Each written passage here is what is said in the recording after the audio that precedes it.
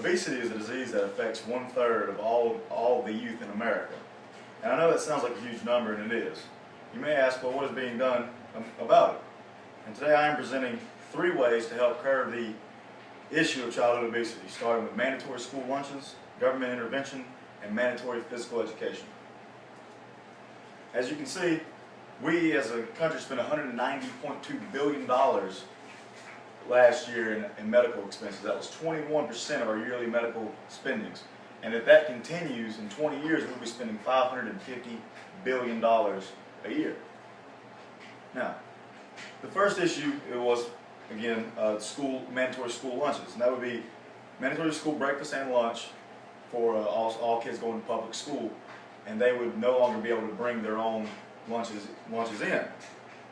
Now, my opposition claims that having school lunch being the only item you can purchase and not be able to bring in your own will cause a monopoly in public schools, thus driving the price up.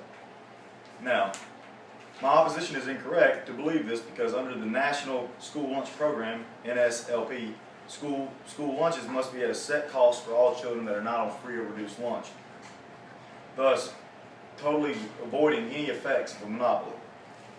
The opposition also claims that they would not know what is in their children's lunch and will not be able to control their nutrition, which also, if you go to USDA.com, they outline what is in every school lunch and provide the nutritional values for every school lunch.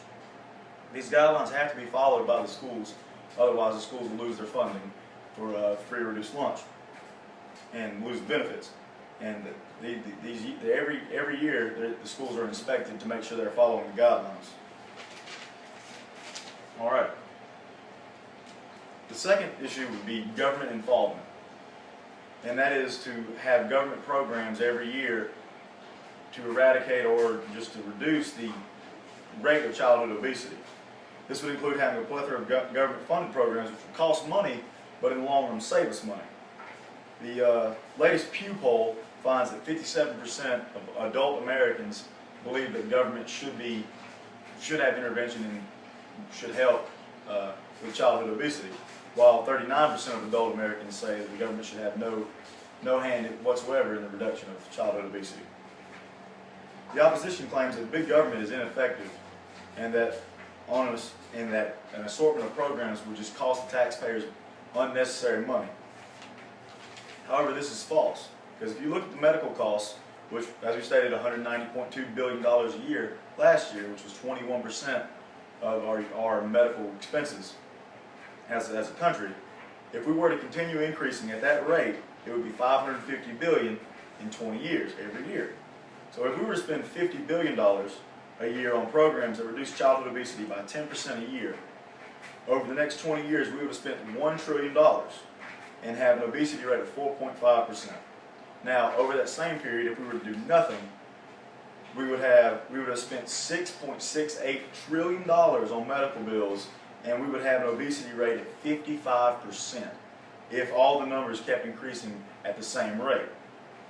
Now, that is obviously a huge problem. We would spend $5.68 trillion more dollars, and we would have a 50.5% higher obesity rate. So obviously that's why my opposition is incorrect. The last issue is to have mandatory physical education for K through 12 grade students. This would be at least 3 days a week for 60 minutes a day.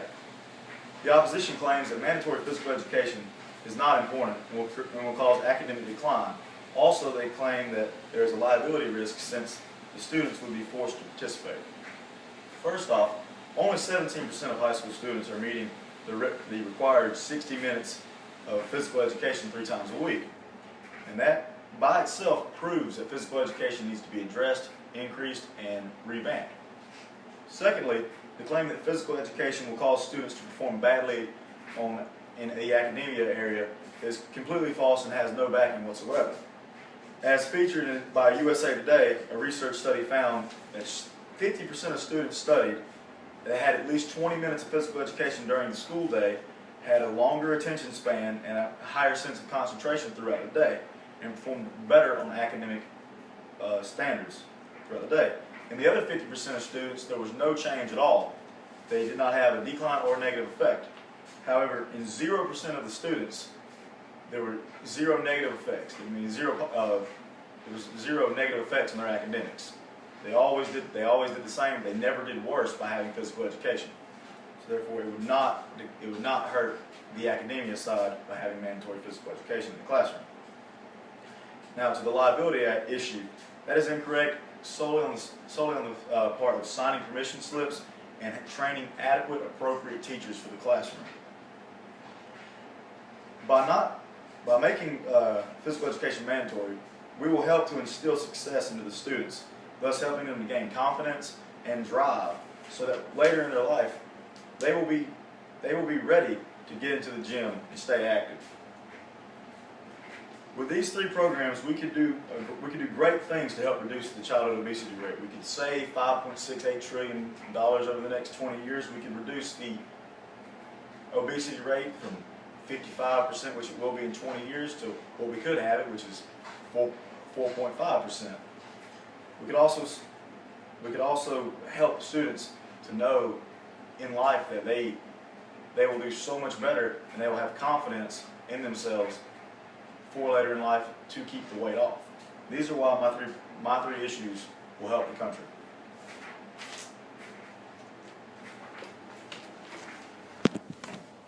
Now we go see it.